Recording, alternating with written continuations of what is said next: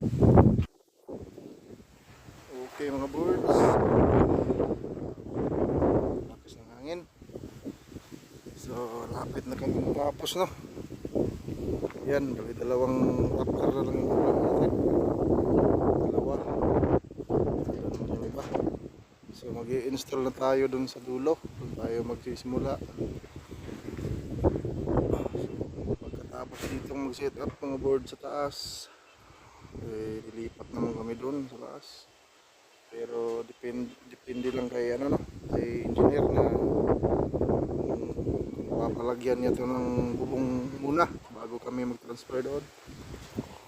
So ang challenge dito pag-install ng bubong dahil sobrang hangin sa area na to. So mga bird, no,